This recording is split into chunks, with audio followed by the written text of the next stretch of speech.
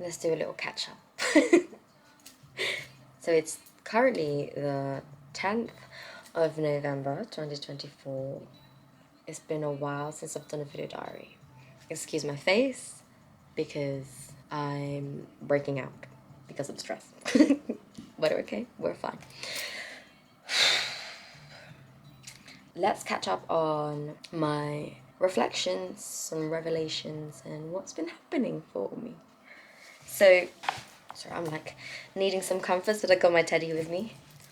So I'm going through a period of my life where I am dealing with a lot of stress. And if you're close to me and you know roughly what's going on, you know. So I am very proud of my resilience. And I've had some conversations with a couple of friends, and they've also said, I am so amazed by your resilience. And that's a word that, you know, you hear it and you hear a trait that someone describes of you. And it's one of those things where it just, you accept it, but sometimes it just goes over your head a little bit. You're not really understanding and carrying the depth of that word. And to me, that's resilience. Because I've always heard it, you know, about here and there kind of thing. But yesterday, or the past couple of days, I've really come to understand and really soak in the meaning of the word resilience. Because, girl, let me tell you, if this was me a year ago, I would not have handled this very well. Honestly, like, I wouldn't. And this is when I know that the work that I've put in within myself this past year is coming to fruition, because I've been, you know, the past year I've been learning. And I feel like now is really the time for me to just apply whatever I've learned into the life that I have now. What's going on in the situation that's going on in my life right now. And emotional regulation is one of them. And because of the fact that, because before, I did not know, I'm gonna be fully honest, okay? I'm gonna put my hands up, and I did not know how to regulate my emotions. I am a kind of person that feels, when my highs are highs, my lows are lows. Let me just leave that there, okay? No, actually, I'm gonna raise it. This is my truth, this is my story, and I wanna share it. Again, as I said, when my highs are highs, my lows are lows. And a year ago, I faced a situation where I became overwhelmed, and I just felt like I couldn't. Ooh, girl, are you okay? I just felt like I couldn't cope. Let me just. I just felt like I couldn't cope. So, trigger warning. I then reverted to a coping mechanism that I suppose had. I would not wish this on anybody, because it came to a point where I wanted to end my life. And honestly, I would not wish it on anybody at all to be in that position. That's why I'm sharing my story, because I feel like I have learned so much in this personal development journey, the self-awareness journey, and I suppose want to let people know that you're not alone, and there is a light on the other side of the tunnel. Okay, everyone's experience is different, but this is mine.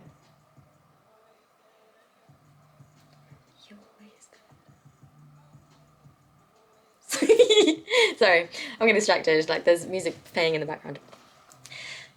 Don't know if you can hear it, but it's like a Christian rap. Anyways. Yeah, so I would not wish it on anybody at all. I have been experiencing, I wouldn't really say suffering, because I don't know, I suppose I was suffering from it, but I feel like suffering is like a word to me, right? How it means to me is like a word to use when you're in that victim mentality. So I don't want to use the word suffering. I want to change it. I don't know what word. I'll have to expand my vocabulary, but anxiety and depression. I've been experiencing anxiety and depression, and I didn't know how to react to it. Because again, my highs are highs, my lows are lows. And if I'm anxious, like, it's like, I'm fucking anxious, bro. Where were they going with it? I was going somewhere with this. Yeah, anyways, emotional regulation. Oh my gosh. Oh, it's okay. So, emotional regulation. That's one of the things that I've learned this year. Oh my god, this music is actually distracting me. I'm gonna pause. Yeah, emotional regulation. So, if the me from a year ago was to experience what's the situation that's happening in my life right now, I would have been really depressed, bro. I would have been really depressed. But because now I can regulate my emotions, I can do, I have coping mechanisms in place when I feel like I'm dysregulated, when my nervous system feels a little bit, ooh. I have mindfulness practices, I have coping mechanisms, coping strategies that I can use to recenter myself, right? So I can be a bit more aligned with myself. However, if I was not self-aware enough, if I wasn't as self-aware as I was a year ago, how do I explain it? Okay, I'm going to call it functionally depressed, right? Because I can regulate my emotions. I don't feel as low anymore. When I do feel low, I'm like, I allow myself to feel low, like really low or whatever. I allow myself to feel whatever feeling that comes up for me. But the only difference is that I don't sit in it like I used to. Before, whatever emotion it is that I'm feeling, I sit on it and I sit in it for however long. I hang on, I cling on to that emotion, right? Which then can last for like weeks, months, or however long. But now, I just allow the emotion to pass through me. When I feel low or when I feel anxious or when I feel overwhelmed, I just let myself feel that, and then I know that it will eventually pass. I do the coping strategies, whatever I need to do to support myself during that time. So I come out of it quicker than usual. Now, if I didn't know myself, in terms of if I wasn't self-aware, if I didn't know myself, if I had no idea who I was, if I wasn't aware of my behaviors, I wouldn't have known that I'm functionally depressed. I've said the word a few times now, so I don't know if many people know about this, but I don't even know if this is a thing, but I'm just gonna say, this is just how I call it. I know when I'm going through a rough time in my life because I stop looking after myself. Not on purpose. I don't do it intentionally. But it's the behaviors that come up, right? Because it's the coping mechanisms, it's the coping strategies that I used to do back then. But obviously I've now learned new coping strategies, so I need to now use those coping strategies and apply it to replace the old coping strategies that don't serve me anymore. Does that make sense? So, before, when I was really depressed, I would just stop looking after myself, which is the same thing now, but obviously I'm explaining. But yeah, anyways. So before, when I was really depressed, I would just feel really low and I'd just cry and I'd just stay in my room all day, every day, and when I just don't do anything productive. I would just scroll mindlessly through my phone. I won't eat, I won't shower, I just will not care for myself. Right? But now, again, old habits die hard. And it's just about being aware enough to know that, oh crap, hang on, I'm going back to my old habit. This doesn't serve me anymore, so let me just scooch back over here. So that's literally what I'm doing, because I came back to my room from a walk, yes, last night, and after I'd cleared my head, I saw my room and I was like,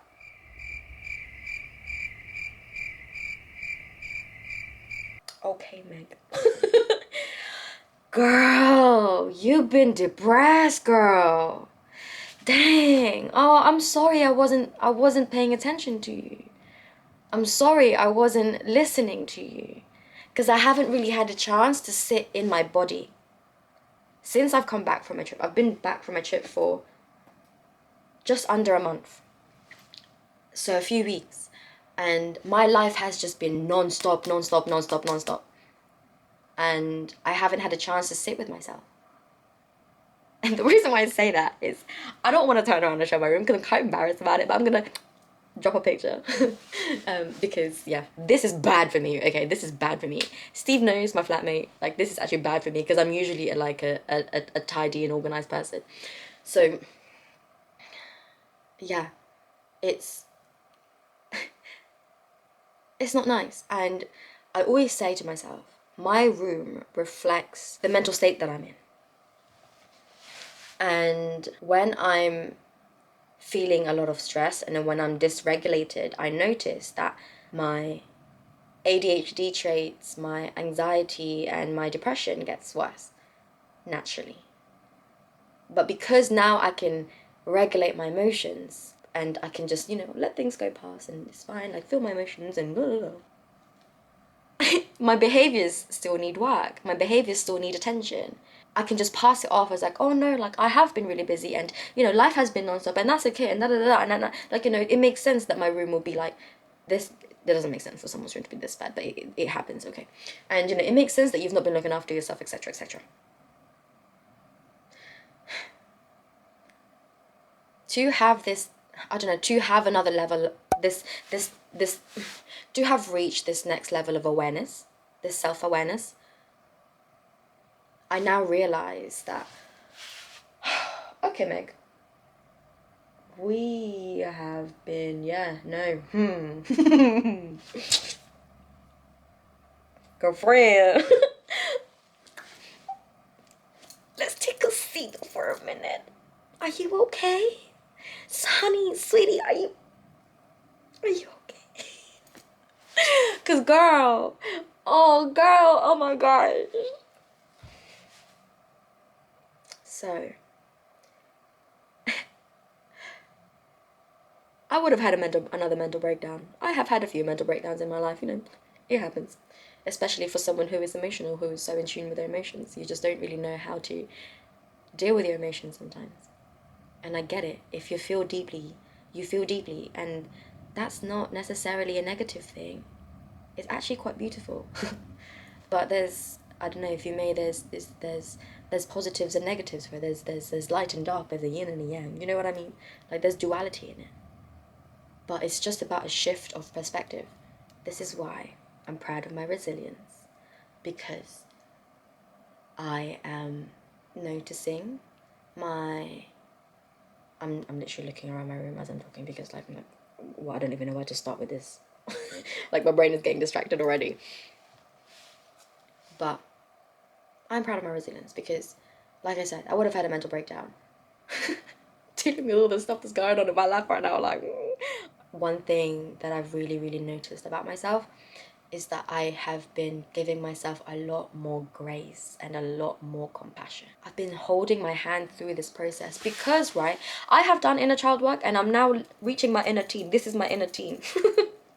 This is my inner teen. This is teenage Meg, okay? Teenage Meg was depressed. Teenage Meg was anxious. And she, yeah, girl, not all the time, but that was a rough time in her life. So this is how it's showing up in my current reality. And it's about reparenting yourself, right? It's about giving yourself what you didn't have before. And wow, okay, thank you. So, sorry, realization. So my inner child, working through, right, so I'm going through, for me, this is the way I see my self-development journey. I've been working through from the start. So my inner child wounds was abandonment, right? And like when my mum left the country and my dad was there but wasn't really there because he was working, so I felt abandoned as a child, so this kind of stuff. Now, with my inner teen, she dealt with overwhelm, being spread thin by so many different things that's happening in her life right then at the time, and she just didn't know how to handle it. And this is what I'm dealing with. And actually, on my walk back home, I felt this like immense energy and I just wanted to just scream, bro, and I couldn't because I was like literally there was people walking with me, so I'm gonna have to do some like energy release, as in like scream the fuck out of it, because like obviously I couldn't just scream like as I'm walking, so I was literally like but there's a lot of anger that I'm feeling within myself, and I am just going to sit with her later. Not right now. Or, okay. Do you want to sit now?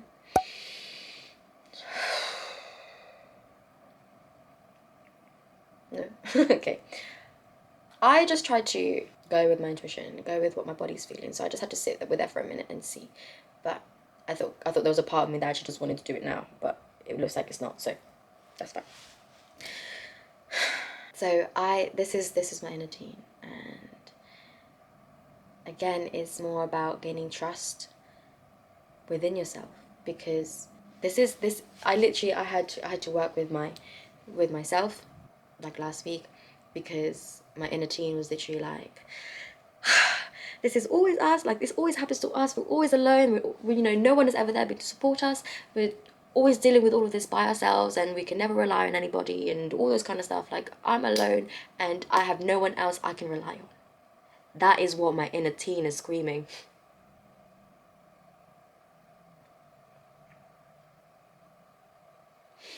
Whew, girl. But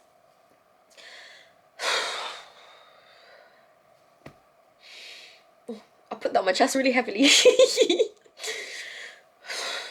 But I've sat with her, and I'm gonna sit with her again and say, you are not alone, Meg. Yes, we couldn't rely on other people before, and yes, we've had to deal with it by ourselves before, or you felt like you were alone, but I'm telling you now, Meg, you are not alone. I'm here for you.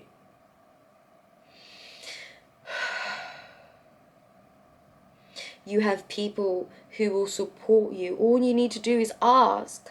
You have God, and He's never left your side, girl. You're not alone.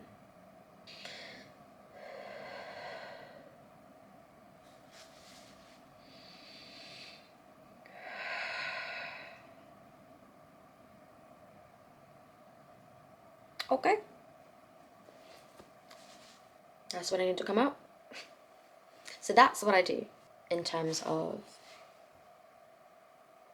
inner child work, inner teen work, whatever you want to call it. Essentially working with those past versions of yourself. Sorry, my eye's itchy.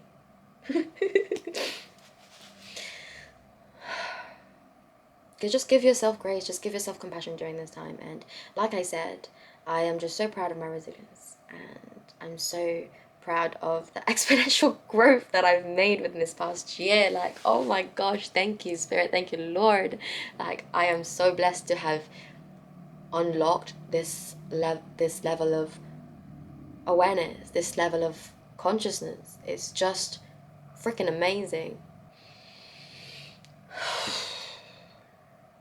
So, I don't know. Okay, another thing that's jumping into my mind is, yes, well, no, I had a belief that I was unintelligent because I wasn't good at school. Academically, I was terrible. And I was punished for it. I was punished for not being smart enough, not understanding the school system that this society has built, making me believe that I was dumb. What I didn't realize was, within that video diary, you'll see how I processed it, and you'll see how it's essentially like a live version of me letting it sink into my soul and into my brain and into my understanding, and fully coming forward into my conscious mind that I am fucking intelligent. I'm smart, bro. I'm so smart. But yeah, check it out. Sorry. Oh. Sorry, my thingy just got... Anyways, I keep getting distracted. So yeah, the society that I grew up in made me believe that I was dumb, made me believe that I was unintelligent, when in fact, I'm not. I'm smart. I'm so freaking intelligent, like, you don't even know. Like, this, it's not it's not just a pretty face, okay? It's not just a pretty face. Because I'm so smart, but not academically. I'm emotionally intelligent, and that's why I carry so much depth in me. This face may not look like it, because, you know, I don't know what I'm doing. But yeah, to the people who know. I'm gonna come back to. I don't know why I keep doing that to my chest. Like I don't have a heavy hand, but I seem to be smashing my chest. But I'm gonna talk to my teenage self.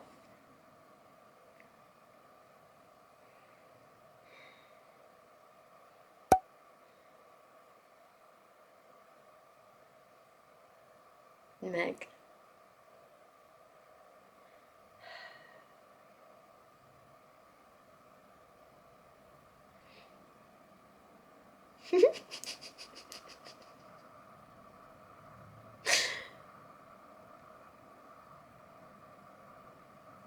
I'm literally getting tingles. That was fine. I'm meeting myself. Meg.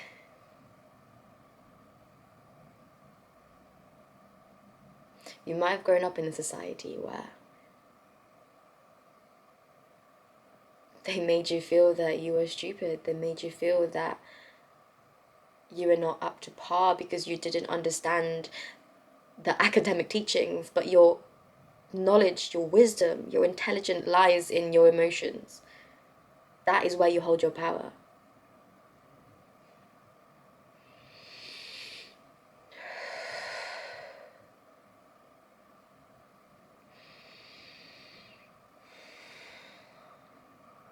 You may not be smart academically, but that's okay.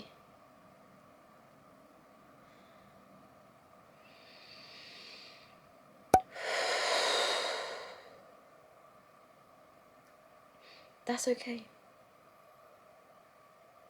You don't need to. That's not your purpose. And I'm sorry no one guided you this way. I'm sorry that you were punished for not understanding something that isn't in your design.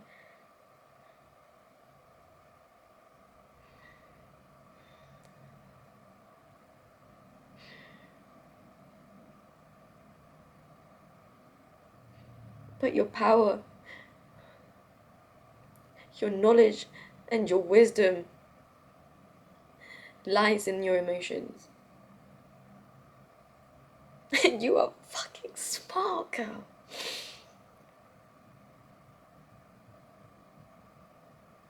And I'm sorry you didn't feel heard. I'm sorry people dismissed you.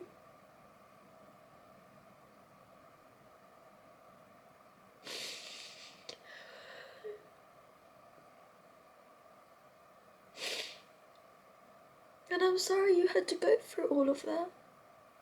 I know it was hard. I know it was difficult.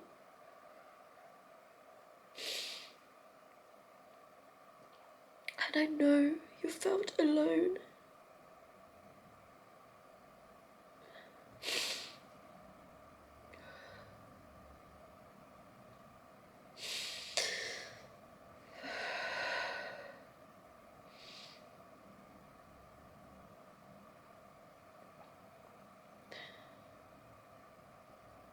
But I'm here.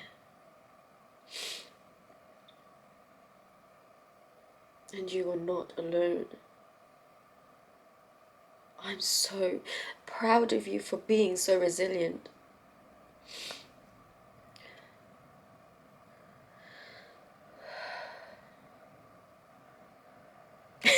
You are amazing. You are so smart. Honestly, people underestimate you because in their eyes you might not look it. Oh. And maybe in your demeanor too, I don't know. But some people might not see that, and that's okay.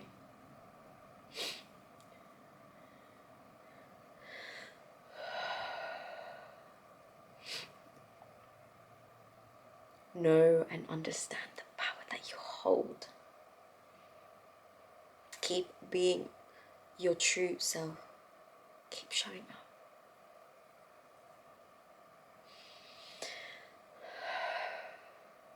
I welcome you And welcome your thoughts and ideas, your creativity.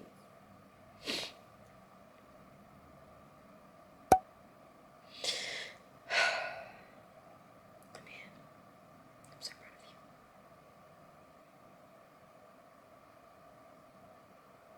of you.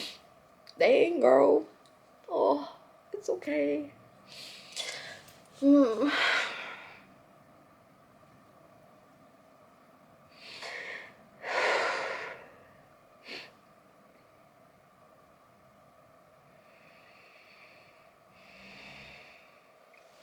Okay.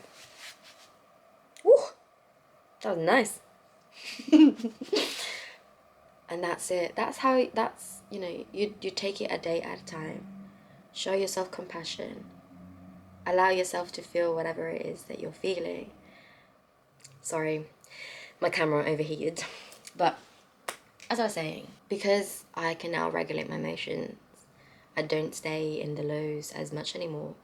I am still displaying the behaviors that I used to do when I was a teen, where when I would get depressed, I would just stop looking after myself. I just won't shower. I just won't, care for my skin. I won't care for my hair. I won't feed myself. I won't drink as much water, and I would just isolate myself. I would withdraw from a lot of situations. Although it's not come to that extent that I've started withdrawing from situations and I just, stay in it, I have noticed that I haven't been caring for myself. I haven't been, this is embarrassing to admit, but I'm going to brace it because this is what's been happening for me. And I have been struggling to do my self-care. Wash my face often. My hormones are out of whack because I'm fucking stressed.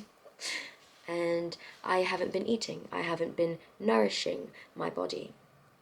Though I have been looking after my mind and my spirit, I haven't been nourishing my body. I haven't been caring for my body. And that shows in my face, in the way that I present somehow. I don't know. I'm a bit self-conscious right now. And that's okay. So, had I not have achieved this level of self-awareness, I wouldn't have noticed. So this is why I call it functionally depressed, because although that I'm not feeling very low and I don't necessarily feel depressed, I am functioning, but I'm depressed. I feel that a lot of people are functionally depressed and they just don't really know it because they're not feeling low. So it's more about, and I'm not saying that you have to display the exact behaviors as I am, because everyone is different. The way that it might show up for me might be different for you. So it's about knowing yourself, and it's about, that's where then the self-awareness comes in, because how do you know yourself? What do you know about yourself? What is mostly aligned to you? And what behaviors do you do when you're not aligned with yourself? When something puts you out of alignment? So it's about being aware of that. It's about being aware of your behaviors. And that's what I've noticed. I've not been going to the gym as often. I've not been doing as exercise. But then also, I'm also on my menstrual too. I've been in luteal and I've been on my, it's that time of month before, oh girl, like that's when I usually need to take a rest and rest my body. And that's absolutely fine if I don't go bang weights at the gym. That's absolutely fine. I'm not going to beat myself up for it, because I just listen to my body. I listen to what my body needs. If my body needs rest, then I will rest. But I'll just do some light exercise, maybe walking or yoga or doing something. But it's about being in tune with your body, and it's about being aware about what's happening. If I want to look at it, so that's what's happening. So we've explored essentially what's happening within my physical reality, my body. We've explored what's happening within my mind, my subconscious. So we are going to explore how I see this spiritually. And the way that I see this experience is, this is my reality, right? I'm whatever resonates with you, take it. Whatever doesn't resonate with you, leave it. But this is my reality. And this is my belief. So I have been working so hard on myself, right? So say, for example, I've been climbing up, right? I've been climbing up through this, and I've hit this level of consciousness. I've gone above it.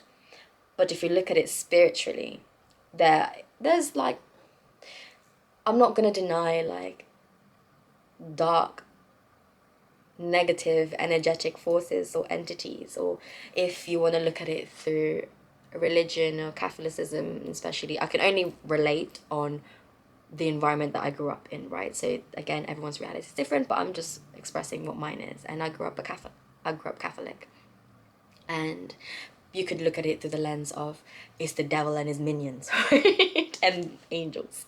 And for me, but I don't fear it. I'm not scared of it, because love, God's love is greater than fear. And that's what brings me peace. But anyway, let's just go back to what I was trying to say. So, if I've been working with my angels this past year and I've literally climbed up and I'm now like, whoa, this is a huge level of perspective that I've gained and I'm reaching it. And if you look at it in the duality or the polarity, the devil and his minions, this is the only way I can express it, because, yeah, but, take what resonates and leave what doesn't.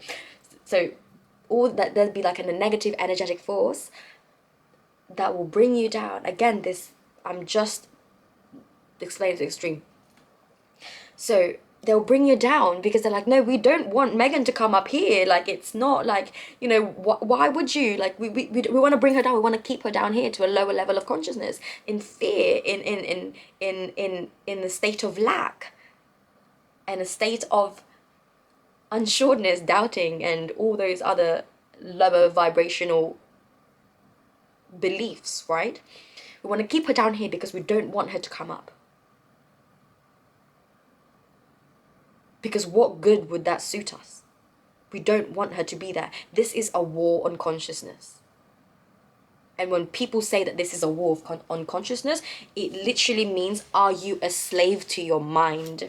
It's about understanding your behavior patterns, your belief patterns, your thought patterns. Is understanding yourself. It's not necessarily being scared or dismissing or shaming yourself for your own patterns. It's not about being scared of, oh my god, there's a devil and all this kind of stuff. Believe whatever you want to believe. I'm not going to dive into that, because we can go down a rabbit hole on that. But it's not about shaming yourself. It's not about, belittling yourself or whatever it is. It's not about that. It's about acceptance. It's about accepting those parts of yourself. Because I could literally look at myself and be like, oh, fucking hell, Meg. Look at us again. Why can't we get this? Well, you know what I mean? I can look at it that way. But then I'm looking at it through the lens of understanding and compassion, that I'm like, okay, why am I behaving like this? Why is this my reality? What's happening? Right? So I'm understanding that, okay, something is happening, something needs to be processed, and that's what I'm doing. I'm giving myself grace. I'm not going to be hard on myself for having my room looks like it's a bomb site. And I'm not going to shame myself for that, because I'm going for a tough time. But that doesn't mean that I'm just going to sit in it and I'm just going to let this slide. It's literally like a parent and a child. Your teenager's like really depressed and you're like, okay, what would a compassionate, understanding parent do in that situation? And see yourself as both of them. You are the observer of your life. And then you then have to act on it. You cannot just observe, you have to act on it. And I'm one for that too. All I do, I'm the person that analyzes, that observes a lot of things, but I don't act on things. And that's what's holding me back in my life. So now, I'm going to action. I'm being more compassionate with myself. I'm giving myself more grace.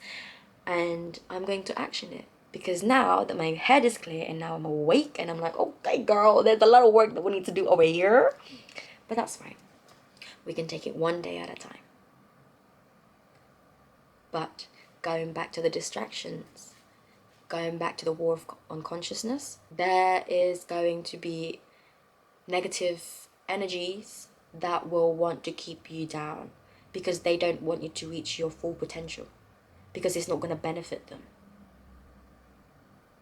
Because when you shine your light, when you achieve your highest purpose for the good of all, right? Because your highest purpose will affect everybody around you, and it's whatever's your most highest and greatest good, it's going to be for others too.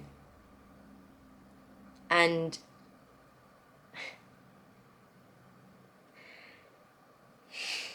I'm gonna leave it at that. I'm gonna leave it at that. This is also for me, 111 on the timer. This is also for me too. I needed to hear this. So